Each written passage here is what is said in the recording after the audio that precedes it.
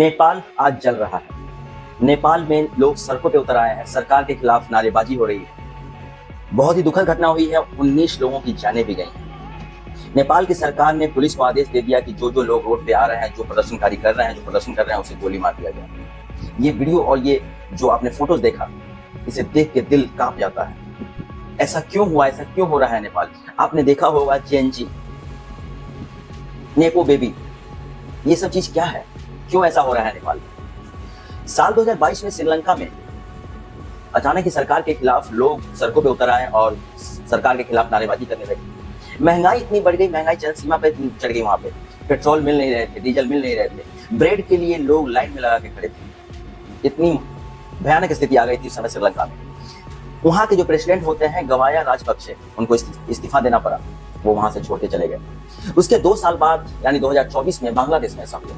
बांग्लादेश में जो आंदोलन होता है, इस आंदोलन में वहां की जो प्राइम मिनिस्टर शेख हसीना, उनको भी छोड़ के भागना पड़ा। लेकिन बांग्लादेश का मामला क्या था? बांग्लादेश में ये था कि जो बांग्लादेश की आजादी के समय जो कुछ लोग थे, मुक्ति वाहिनियों ने जो हिस्सा लिया था, वहां की सरकार ने कहा कि उनके परिवार को आरक्षण दिया जाएगा। जिन्होंने आजादी में हिस्सा लिया था, उनके परिवार को आरक्षण दिया जाएगा नौकरियों में। फिर वहां के युवा वहां पे इकट्ठे हो गए और वो कहे कि हम इस देश के वासी नहीं है क्या?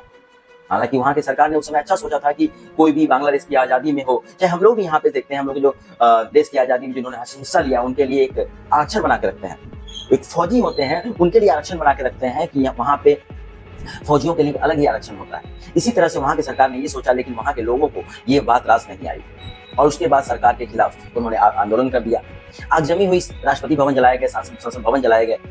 आखिरकार हार डार के वहां की सरकार शेख हसीना को वहां से छोड़ के भागना पड़ा। वो अभी भी भारत में ही शरण लेके बैठी है।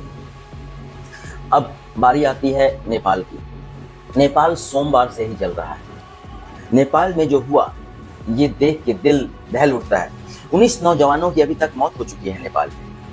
लोग सड़कों पे उतरे हुए हैं और प्रदर्शन हो रहे हैं, राष्ट्रपति भवन जलाए जा रहे हैं। सब लोग, ये जो आप वीडियो देख रहे हैं उसमें देख सकते हैं, लोग त्राहिमाम कर रहे हैं। सब लोगों को मारा जा रहा है, काटा जा रहा है, यहाँ तक कि कुछ नेताओं को भी मार के भगाया गया है। वहाँ के 3 दिग्गज नेता ने अभी तक इस्तीफा दे दिया है, गृह मंत्री हो तब और जो मंत्री है सो, और साथ ही वहाँ के प्रधानमंत्री ने भी इस्तीफा दे के रातों रात कहाँ गायब हो गया केपी शर्मा ओली, इसका भी पता नहीं चल रहा है। आखिर ऐसा क्यों हुआ, क्यों हो रहा है ये चीज? और ये आप चीज देखे होंगे कि जेएनजी आपने लिखा होगा, जेएनजी, ये सब चीजों के लिए जेएनजी जो है एक उभर के आए हुए हैं। जेएनजी आखिर है क्या?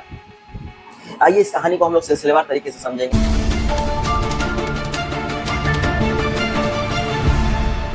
नमस्कार, प्रणाम, मैं प्रकाश, स्वागत करता हूं अपने चैनल में। अभी की जो सच्ची घटना जो घट रही है नेपाल में, देख के आंसू आ जाते हैं। आप लोगों से आग्रह है कि मेरे चैनल को लाइक करें, शेयर करें, सब्सक्राइब करें। हम लोग कहानी की तरफ बढ़ते हैं। जेएनजी से शुरुआत करते हैं। जेएनजी मतलब जनरेशन। जेएनजी एक जनरेशन है। हम लोगों ने जब सुना होगा, गांव में अभी भी चलते हैं, कहा जाता है कि जनरेशन, 7 पीढ़ी, 7 जनरेशन। आप लोग गांव में बड़े बूढ़े लोग, चाहे हम लोग भी कहते हैं कि 7 पीढ़ी से ये चलता आ रहा है, 7 पीढ़ी से वो चलता आ रहा है। और इस जनरेशन को लेके आज के जो जनरेशन है और पुराने जनरेशन के लोग हैं, उन लोगों में कभी कभी टकराव भी हो जाता है। बूढ़े लोग कहते हैं तुम क्या समझेगा इस बात को, हम लोगों ने ये किया है, हम लोगों ने वो किया है। अभी के जनरेशन लोग कहते हैं कि बाबा चाचा आप क्या समझोगे, आप तो इसमें नहीं समझ सकते, क्योंकि हम लोग के जनरेशन में क्या चल रहा है, हम लोग के जनरेशन में क्या क्या टेक्नोलॉजी आ गई है। और बड़े लोग भी कई सारा सपोर्ट करते हैं कि हाँ यार, तुम लोग के जनरेशन में कुछ नया चीज चल रहा है। जेएनजी, इस जनरेशन के बारे में हम लोग सिलसिलेवार तरीके से समझेंगे। जेएनजी जिनका जन्म 1997 से लेकर 2012 के बीच में हुआ, वो जेएनजी कहलाते हैं। जेएनजी का जन्म इस पीढ़ी के आसपास में 1997 से लेकर 2012 तक के बीच के जितने भी लोग हैं, वो जेएनजी जनरेशन कहलाते हैं। हम लोग अब शुरू से सारे जनरेशन के बारे में 1901 से लेके 1927 तक जो उस समय जो पैदा हुए, उसको हम लोग ग्रेटेस्ट जनरेशन कहा जाता है। पहला जनरेशन ग्रेटेस्ट जनरेशन कहा जाता है, क्योंकि उस जनरेशन में बहुत सारी चीजें नहीं थी। दवाइयों के लिए लड़ना पड़ता था, भुखमरी थी, वैक्सीन नहीं थे, इतनी सुविधाएं नहीं थी, लोग भूख से मर रहे थे, बीमारियों से मर रहे थे। बहुत तकलीफों के बाद वो लोग अपने आप को सर्वाइव किए। उस समय जब एक बीमारी आती थी तो उसका इलाज नहीं होता था, तो गांव सारा का सारा गांव मर जाता था, पूरा गांव साफ हो जाता था। आपने सुना होगा हैजा, बहुत तरह की बीमारी, और चिकन पॉक्स, जिसको हम लोग अभी माता आ जाना कहते हैं, वो सब बीमारियां जब एक बार में आती थी तो वो पूरे के पूरे गांव को साफ कर देती थी। उस समय में कोई सुविधा नहीं थी, लेकिन उस समय के बावजूद, उतना होने के बावजूद, उस समय के जो लोग थे वो निकल के सामने आए, वो अपने आप को किसी तरह से सर्वाइव किया और उन्होंने जिंदगी जी। इसीलिए उस जनरेशन का नाम है ग्रेटेस्ट जनरेशन। ये मैं सिर्फ नेपाल की बात नहीं कर रहा हूँ, ये जनरेशन पूरी जनरेशन की मैं बात कर रहा हूँ। उसको ग्रेटेस्ट जनरेशन कहा गया, बहुत सारी दुख झेले उन्होंने। उसके बाद एक जनरेशन आता है साइलेंट जनरेशन, जो जनरेशन 1928 से 1945 के बीच हुआ। साइलेंट जनरेशन, जिस समय हम लोग गुलाम थे, गुलामी का दौर चल रहा था, अंग्रेजों का शासन था। कहा जाता है कि अंग्रेजों के शासन में कभी रात होता ही नहीं था, क्योंकि अंग्रेजों ने सारे जगह पे कब्जा करके रखा था, बहुत सारे मुल्कों पे, बहुत सारे देशों पे कब्जा करके रखा था। उस जनरेशन में लोग बहुत सहते थे, उनके साथ बहुत अत्याचार होता था। उसके बावजूद ये लोग जीना सीखे, उसके बावजूद ये लोग हुए, मतलब निकले उस समय, अपने आप को संवारा। तो उस जनरेशन 1928 से लेकर 1945 के बीच में जो पैदा हुए, उस जनरेशन को साइलेंट जनरेशन कहा जाता है, क्योंकि उन्होंने चुपचाप बहुत गुस्सा। एक जनरेशन आता है बेबी बूमर। बेबी बूमर का नाम आपने सुना होगा। 1946 से लेकर 1964 के बीच बेबी बूमर, इस जनरेशन में कुछ बदलाव हुए। इस जनरेशन में आपने ये भी सुना होगा परमाणु बम, एटम बम का जो निर्माण हुआ था इसी जनरेशन में हुआ था। आपने ये भी सुना होगा कि हिरोशिमा और नागासाकी पर जो बम गिराए गए थे वो इसी जनरेशन में हुआ था। तो इस जनरेशन में कुछ बदलाव हुआ था। ये वो दौर था जो बहुत सारी चीजों में बदलाव हो रहा था, कुछ चीजें नई निकल के आ रही थी, कुछ चीजें खत्म हो रही थी, लेकिन एटम बम का आविष्कार इस जनरेशन में हुआ था। अब एक नया दौर चलता है, जनरेशन एक्स। इसका नाम आप लोग अभी सुनते होंगे, जो इलेक्शन का चुनाव का समय आता होगा तो आप लोग कहते होंगे, सुना होगा पेपर में, चाहे सोशल मीडिया के माध्यम से, एक्स फैक्टर, जनरेशन एक्स। ये वो दौर था जिस समय 1965 से लेके 1980 के बीच में जिन्होंने जन्म लिया वो एक्स फैक्टर में कहलाता है, जनरेशन एक्स कहा जाता है। इस दौर में कुछ टेक्नोलॉजी का आविष्कार हुआ, इस दौर में कुछ चीजें नई आई, जो शुरुआत हो रहा था इसी दौर में नई चीजों का शुरुआत हो रहा था। ये सब चीजें आई और वो पुरानी चीजों को धीरे धीरे छोड़ रहे थे और नई चीजों को, नई टेक्नोलॉजी को धीरे धीरे कोशिश कर रहे थे लाने का। इसी को जनरेशन एक्स कहा जाता है, एक्स फैक्टर के लोग कहा जाता है, जिनका जन्म 1965 से लेके 1980 के बीच में हुआ। अब एक जनरेशन आता है मिलेनियम जनरेशन। यहाँ पे बहुत ज्यादा बदलाव हुए। इस जनरेशन में जो बदलाव हुए, कंप्यूटर, कुछ चीजें आई, कंप्यूटर का दौर आया, कुछ चीजें धीरे धीरे आती रही। ये जनरेशन में बहुत चीज बदलाव देखे। ये जनरेशन पुराने वाले जनरेशन एक्स के लिए एक मजबूती का काम किया, वो एक पुल का काम किया कि वहां से इन चीजों को ढोता रहा, जो भी नए बदलाव को इस जनरेशन मिलेनियम में देखा। तो इस जनरेशन में सबसे ज्यादा बदलाव देखा, सारा का सारा बदलाव जो है इसी जनरेशन में आना स्टार्ट हो गया, धीरे धीरे करते हुए 1996 तक सोशल मीडिया का दौर आ गया। बहुत सारे ऐप्स भी उस समय खुलने लगे थे। अब एक नया जनरेशन जेन जी, जिनका जन्म 1997 से लेकर 2012 तक हुआ, उनको हम लोग कहते हैं जेन जी। ये वो दौर था जिस दौर में जो लोग पैदा हुए, उस दौर में उनके हाथ में चांदी का चम्मच लेके पैदा हुए, क्योंकि इस जमाने में social media free, social media पे सब कुछ कर सकते हैं, इंटरनेट फ्री, मोबाइल फ्री, सब कुछ आ चुका था। तो ये लोग जो आते ही इन चीजों को देखना स्टार्ट कर दिए, मोबाइल का जमाना में, इंटरनेट की दुनिया में पैदा लिए, ये कह सकते हैं कि इनके मुंह में चांदी का चम्मच।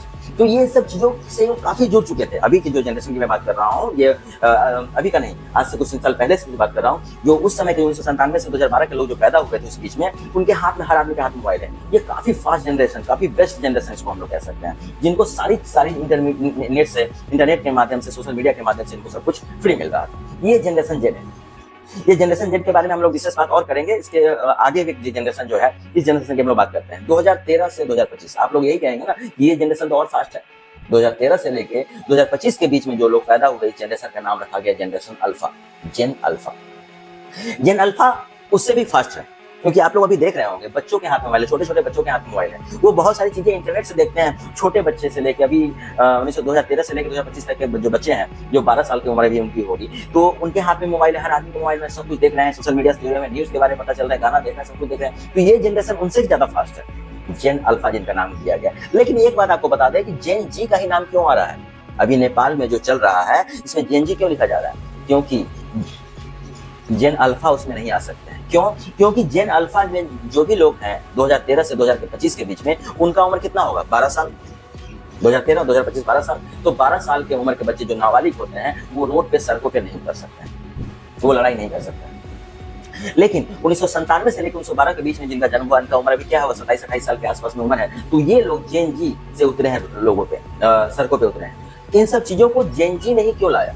क्योंकि जेन जी उस तरह के समझ रहे हैं ना, ये छोटे छोटे बच्चे जो हैं जनरेशन अल्फा के, वो सब चीजों को नहीं ला सकते हैं। लेकिन जेन जी सोशल मीडिया के माध्यम से इन सब चीज़ों को लेके आ रहे हैं। उस जनरेशन के लोग हैं जिनके पास मोबाइल है, व्हाट्सअप है, यूट्यूब है, फेसबुक है, इन सब चीज़ों को लेके आ रहे हैं। अब क्यों ऐसा हुआ? दरअसल नेपाल की एक कहानी मैं आपको बताने जा रहा हूँ। आज से कुछ दिन पहले एक नेपाल में एक मंत्री की बेटी की शादी थी। ये कहानी अब यहाँ से स्टार्ट होती है। तो मंत्री की बेटी की शादी थी, उस शादी में काफी खर्चा किया गया, काफी अच्छे से पैसे से खर्च किए गए। नेपाल में जो भी मंत्री बनता है उसके पास शुरू में तो नॉर्मल फैमिली से रहता है, लेकिन पता नहीं सत्ता में आते ही वो कैसे अमीर हो जाता है। तो उनकी जब शादी थी तो शादी के लिए सब कुछ बढ़िया सब चल रहा था, लेकिन एक चीज उन्होंने ये किया कि 6 घंटे तक ट्रैफिक जाम करवा दिया। अपनी शादी के लिए, मतलब अपनी बेटी की शादी के लिए, नेपाल के मंत्री की मैं बात कर रहा हूँ, अपनी बेटी की शादी के लिए उन्होंने 6 घंटे तक ट्रैफिक जाम करवा दिया, जिससे आम लोगों को काफी परेशानी हुई। एम्बुलेंस रोक दिया, पुलिस प्रशासन रोक दिया, कहीं आग लग जाए तो अग्निशमन यंत्र रोक दिया, किसी को इमरजेंसी में जाना है वो सब रोक दिया। तो इन सब चीजों के लिए जेन जी के पास ये जो मामला पहुंचता है, जेन जी जनरेशन के लोग जो होते हैं उनके पास ये मामला पहुंचता है, तो इन्होंने सोशल मीडिया पे मुहिम चला दी। उन्होंने सोशल मीडिया पे इन सब चीजों को पोस्ट कर दिया, जो कि सही भी है, बिल्कुल सही है। आप एक बेटी की शादी के लिए पूरा ट्रैफिक जाम करवा देंगे, पूरे हाहाकार मचवा देंगे, तो ये चीज सही है कि नहीं? तो ये चीज सही है। तो उन्होंने 6 घंटे तक जो ट्रैफिक जाम करवाया, तो जेन जी ने इन सब चीजों का सोशल मीडिया के थ्रू आवाज उठाना शुरू किया। उससे पहले एक चीज हुआ सोशल मीडिया के थ्रू, इन्होंने जो भी नेता होता है, जो भ्रष्ट नेता है, जो पारिवारिक नेता है, उनके खिलाफ भी आवाज उठाना शुरू किया। तो एक बात मैं आपको बताता हूँ, एक घटना और घटी थी आज से 5 साल पहले। नेपाल के जो ये मुख्यमंत्री केपी ओली, इनका जन्मदिन था। अब उस समय यहाँ सिर्फ सोशल मीडिया पे एक आदमी के थ्रू नहीं हो रहा है, जो सरकार में सत्ता में उसके लिए नहीं, जो सत्ता में हो चाहे ना हो सबके लिए, क्योंकि सारे के सारे लोगों ने लूटा है। नेपाल में 16 साल में 13 बार मुख्यमंत्री चुना गया है। तो उस समय शायद सत्ता में थे कि नहीं थे पता नहीं, लेकिन जब उनका बर्थडे था तो उन्होंने कहा, नेपाल केपी शर्मा ओली ने कहा, वो कहते हैं कि मैं अपना बर्थडे अपने गांव में पैतृक स्थान पे जाकर मनाऊंगा। अब इसके लिए तो सब कुछ रेडी किया जाता है, हेलीकॉप्टर रेडी किया जाता है, लेकिन वहां पे इनका पैतृक स्थान था, वहां पे हेलीपैड नहीं था। अब हेलीपैड बनाने के लिए इन्होंने सरकार से 4 लाख रुपए वहां पे खर्चा किए, जहां पे 3-4 हेलीकॉप्टर उतरा और वहां पे जाके वो बर्थडे मनाते। अब यहाँ के लोगों को लगा, नेपाल के लोगों में एक तरफ जहाँ भुखमरी है, जहाँ पे पैसे नहीं है, गरीब लोग हैं, और वो कुछ लोग जो है सो हेलीकॉप्टर से जाते हैं, वो ये काम करते हैं, इतना खर्चा उसमें करते हैं। तो ये सब चीजें सोशल मीडिया के थ्रू जेन जी ने लाना स्टार्ट किया, हर चीज को जेन जी इसमें लाना स्टार्ट किया। नेपाल में मंत्री की बेटी जो शादी हुई थी उसको भी लाया और इन सब चीजों को लाया। अब इन सब चीजों को देख के वहां की सरकार अब दंग रह गई कि ऐसा अगर होगा तो सरकार के खिलाफ एक आवाज जो उठ रही थी, सोशल मीडिया पे दौड़ रहे थे, तो सब लोग जागना स्टार्ट किए। जेन जी के अलावा भी उनके कुछ लोग भी और भी लोग स्टार्ट किए जागना। तो सोशल मीडिया के जितने भी प्लेटफॉर्म थे, इस प्लेटफॉर्म के थ्रू जेन जी के लोग, जो उस उम्र के लोग हैं, इन्होंने अपना सोशल मीडिया पे अपना एक मुहिम तैयार कर दिया, एक आंदोलन छेड़ दिया गया, जिससे लोगों में जागरूकता बढ़ी कि एक तरफ नेपाल में भुखमरी है, एक तरफ नेपाल के लोग बाहर कमाने जाते हैं। ये चीज आपने देखा होगा, नेपाल के लोग हर जगह बाहर कमाने जाते हैं। नेपाल का जो लोग है, जितने भी लोग हैं, काफी मेहनती होते हैं, वो काफी ईमानदार होते हैं। ये बात मैं आपको बता देता हूँ, वो काफी मेहनती, काफी ईमानदार होते हैं, और उनके पास पैसा नहीं है, वो मेहनत करके पैसा कमा रहे हैं, उनके पास पैसा नहीं है। लेकिन ये जो कुछ लोग नेता लोग हैं, इनके पास काफी पैसा है। तो इस चीज के लिए अब इन्होंने सोशल मीडिया बंद करने का मांग किया कि सोशल मीडिया किसी तरह से बंद किया जाए। तो एक उन्होंने एक तरीका से इन्होंने बहाना बनाया। इन्होंने कहा कि जो कि नोटिस भेज दिया इन कंपनियों के पास, मेटा के पास, फेसबुक, व्हाट्सएप के पास, इन सब सारी चीजों को नोटिस भेज दिया कि आप लोग अपनी कंपनी जो चला रहे हैं, कोई यहाँ पे शिकायत होता है, जो कुछ भी घटनाएं घट रही है सोशल मीडिया के थ्रू, तो आपका अपना एक ऑफिस आप नेपाल में खोलें। जितने भी ऐप की बात कर रहा हूँ, अपना एक ऑफिस नेपाल में खोलें, क्योंकि इससे हमारे सिक्योरिटी पे हमारा सिक्योरिटी सिस्टम है जो इससे खराब हो रहा है। तो अगर मुझे शिकायत करना हुआ तो हम लोग शिकायत कहाँ करेंगे? उन्होंने 7 दिन का नोटिस दिया। इन 7 दिनों में किसी भी कंपनी वाले ने सुना नहीं। फेसबुक, मेटा, व्हाट्सएप, यूट्यूब, इन्होंने 26 ऐप जो है उन्होंने सुना नहीं, क्योंकि उन्होंने कहा कि अगर नेपाल को अगर हम इस चीज को देते हैं, नेपाल भी एक बड़ा नेट कंज्यूमर है, बहुत सारे नेट यूज करते हैं। आप नेपाल के घरों में देखेंगे हर घर में इंटरनेट लगा हुआ है। नेपाल में मोबाइल के थ्रू, सिम के थ्रू उतना फ्री नहीं है, लेकिन हर घर में आपको इंटरनेट लगा हुआ, सब लोग नेट यूज करते हैं। तो इन्होंने कहा इतना जो मैं दूंगा तो इसमें बहुत सारे खर्चे आ जाएंगे, और बाकी कंपनियों ने, और इसके लिए मैन पावर रखना पड़ेगा। तो इन्होंने इन सब चीजों ने फेसबुक, मेटा, व्हाट्सएप वाले ने सुना नहीं, ये नोटिस भेज चुके थे। लेकिन एक नोटिस को छोड़कर उन्होंने टिकटॉक को बैन नहीं किया। टिकटॉक पे कोई नोटिस नहीं भेजा उन्होंने, क्योंकि टिकटॉक चाइना की कंपनी है, और कहा जा रहा है कि अभी जो नेपाल पे ज्यादा प्रभाव है वो चाइना का है। तो उन्होंने टिकटॉक पे नोटिस नहीं भेजा, टिकटॉक वालों को छोड़ के बाकी सब चीज पे नोटिस भेज दिया, लेकिन और लोगों ने सुना नहीं, किसी ने नहीं सुना। टिकटॉक को छोड़ के उन्होंने 3 तारीख को अचानक ये फैसला लिया, और 4 तारीख को उन्होंने सोशल मीडिया के 26 प्लेटफॉर्म को बंद कर दिया। अब जो प्लेटफॉर्म ये बंद हुआ तब जेनजी के लोग अब कैसे मुहिम चलाएंगे? ये जो नेपाल में जो घटनाएं घट रही है नेपाल में सरकार की, ये घटना जो नेपाल में जो है सो सिर्फ सरकार के विरुद्ध है, कुछ लोगों के विरुद्ध है। एक चीज मैं और बताता हूँ, नेपाल के जो कुछ लोग हैं जो राजनीति में हैं, और वो राजनीति में नहीं है, सत्ता विपक्ष है, 3 बड़ी बड़ी पार्टियां हैं नेपाल में, सारे के सारे जो उनके फैमिली के जो बच्चे होते हैं सब लोकल परिवार से आए हैं। मतलब जो सांसद है, वो विधायक है, जो भी है, वो लोकल परिवार से आए हैं, जिन्हें गरीबी देखी है, लेकिन पता नहीं सत्ता में आते ही वो लोग कैसे अमीर हो जाते हैं। ये हुआ।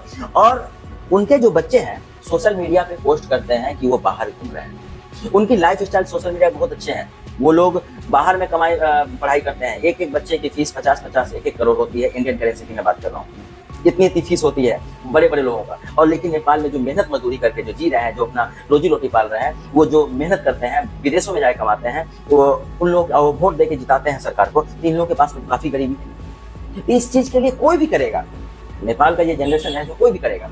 अब तो इनके पास तो सोशल मीडिया बंद हो गया, अब करे तो क्या करे, तो उन्होंने टिकटॉक के थ्रू, एक टिकटॉक बचा हुआ था, टिकटॉक के थ्रू अपना इस मुहिम को चलाना स्टार्ट किया जेनजी के लोगों ने। लेकिन टिकटॉक पे लोग कितना कर पाएगा, तो टिकटॉक पे ज्यादा नहीं हो पाता। टिकटॉक एक ये था छोटा सा जो चाइनीज की कंपनी है, तो उसमें जितना नहीं हो पाता था जितना लोग सोशल मीडिया के थ्रू कर रहे थे। तो फिर इसी बीच में नेपाल का एक एनजीओ के सामने आता है, उस एनजीओ का नाम है हम नेपाल। आपने हम नेपाल के बारे में सुना होगा, जो कि आज से कुछ साल पहले उड़ीसा में एक, भारत उड़ीसा की बात कर रहा हूँ, एक नेपाली लड़के की मौत हो जाती है। इस चीज को लेके हम नेपाल के लोगों ने वहां पे आंदोलन किया नेपाल में। अब इस आंदोलन में वहां की सरकार जागी और हम नेपाल एक्टिव हो गया। लेकिन हम नेपाल जो एक ये एनजीओ है, ये किसी राजनीतिक पार्टी से नहीं जुड़ी है, ये लोगों के लिए आवाज उठाती है, ये काफी अच्छी पार्टी है, ये लोगों के दुख के लिए, लोगों के तकलीफ के लिए, भुखमरी के खिलाफ, इलाज के खिलाफ, और सरकार जो गलत कर रही है इसके खिलाफ। लेकिन ये कोई राजनीतिक पार्टी नहीं है, इनको राजनीति से कोई लेना देना नहीं है, एनजीओ बहुत अच्छे तरीके से काम करती है। तो अब इस चीज के लिए इन्होंने हम नेपाल और ने इनका हेल्प किया, जेनजी का इन्होंने हेल्प किया, क्योंकि जेनजी के पास तो आदमी का है, तो इन्होंने सोशल मीडिया को बंद कर दिया था। तो हम नेपाल ने जेनजी के साथ मिलकर एक परमिशन, सरकार से परमिशन मांगी। हम नेपाल एक एनजीओ बढ़िया है, तो उन्होंने सरकार से परमिशन मांगी कि हमें एक ये करना है, एक आंदोलन करना छोटा मोटा। तो सरकार वहां की इजाजत दे देती है।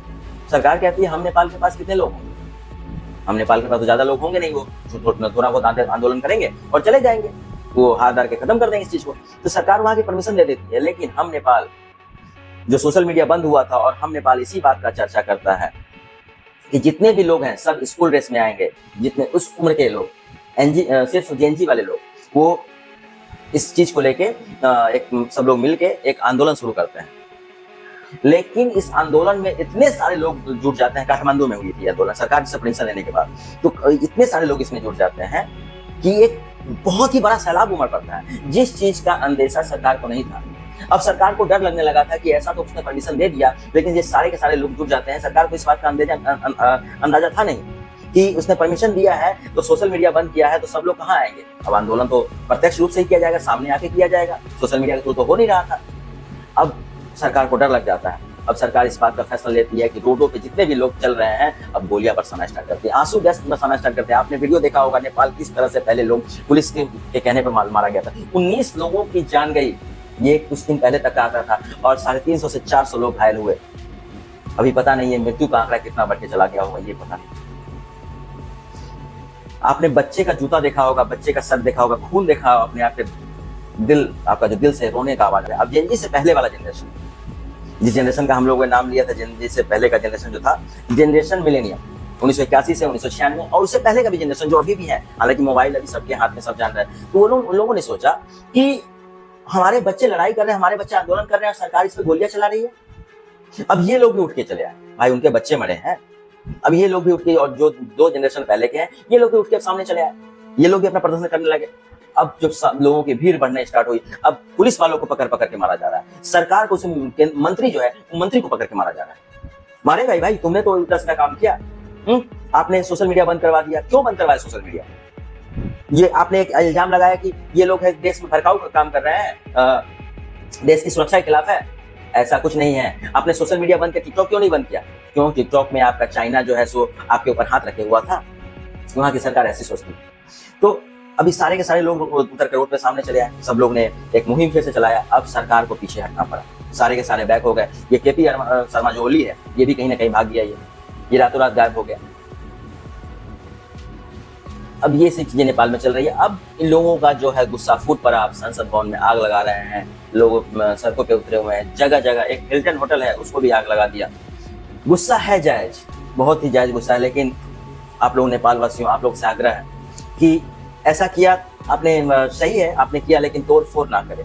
बहुत चीजें जो है सो नेपाल बहुत पीछे और चला जाएगा, क्योंकि इन सब चीजों को लाने में भी बहुत ही फिर समय लगेगा। अब नेपाल में नए पीएम के लिए एक बालेंद्र शाह है, उनका नाम सामने आ रहा है। वो कहा जा रहा है कि ये लोग अच्छे नेता हैं, ये बालेंद्र शाह अच्छे नेता हैं, इन लोगों को बनाने का नाम सामने आ रहा है। लेकिन इन सब चीजों के बावजूद नेपाल में जो ये तोड़ फोड़ चल रही है, आगजनी चल रही है, इनको रोकना होगा। आपने सरकार हटाया, बहुत अच्छा किया, बहुत ये किया आपने, क्योंकि 19 लोगों को मारा गया। लेकिन जो तोड़ फोड़ कर रहे हैं वहाँ की चीजों को बर्बाद कर रहे हैं, आग लगा रहे हैं, इससे नेपाल और पीछे जा रहा है। सो आप लोग से आग्रह है, ऐसा नेपाल अभी ना करे। आपने उसको हटाया, उसको भगाया, बहुत बढ़िया किया, लेकिन वो चीजें आप ना करें। तो नेपाल के ये है। देखिए, मेरे साथ एक मेरे मित्र थे, जो कल इनसे मेरी इस बात पे बात हुई थी कि कल मुझे इतनी चीजों की जानकारी मुझे भी नहीं थी, तो मैंने कहा कि 26 सोशल मीडिया जो ऐप बंद किए थे, उस कारण से ऐसा हो रहा है। तो वो बोल रहे थे हमारे मित्र कि उनसे जो है बंद करने का रीजन ये था कि नेपाल की प्राइवेट चीजें लीक हो रही थी, बाहर जा रही थी, वो हिंसा फैलाया जा रहा था, दिक्कत हो रहा था। लेकिन ये क्यों हुआ? ये सब इन सब चीजों के लिए हुआ, सरकार के खिलाफ जो भी आवाज उठा रहे थे जेनजी के लोग, तब ऐसा हुआ। और एक चीज और भी सामने आया था, बेबी नेपोटिज्म, जिस बारे में हमने बात किया था आपके, कि उनके परिवार के जो लोग होते हैं, जो बड़े बड़े नेता होते हैं, उनके परिवार के लोग, उनके बच्चे जो पढ़ाई कर रहे थे, बाहर में रहते हैं, उनका जो ऐशो आराम है, अच्छे से जी रहे हैं, उसको बेबी नेपोटिज्म के नाम से है। उसको मैं बोलना भूल गया था, उसको बेबी नेपोटिज्म कहा जाता है। फिलहाल अभी आज के लिए बस इतना ही। बस यही आग्रह है कि नेपाल, यही भगवान से दुआ भी है, भगवान से कृपा है कि नेपाल अभी शांत हो जाए, सब कुछ ठीक हो जाए। हमारा पड़ोसी देश है नेपाल, हम लोगों का बेटी रोटी का रिश्ता है। बेटी रोटी समझ रहे हैं? बेटी मतलब हम लोग वहाँ पे शादी करते हैं, वहाँ की बच्चियाँ हमारे घरों आती हैं, हमारी की बच्चियाँ उनके नेपाल में है, हमारा रिश्ता चलता है बेटी का, शादियाँ होती है। रोटी का रिश्ता कि यहाँ के लोग नेपाल जाते हैं कमाने के लिए और नेपाल के लोग यहाँ आते हैं कमाने के लिए। तो हमारा बेटी रोटी का रिश्ता है नेपाल के साथ, इसलिए बहुत तकलीफ है नेपाल में जो ऐसा घट रहा है। सो बहुत हमदर्दी है नेपाल वालों के साथ। जय हिंद, जय भारत, जय नेपाल।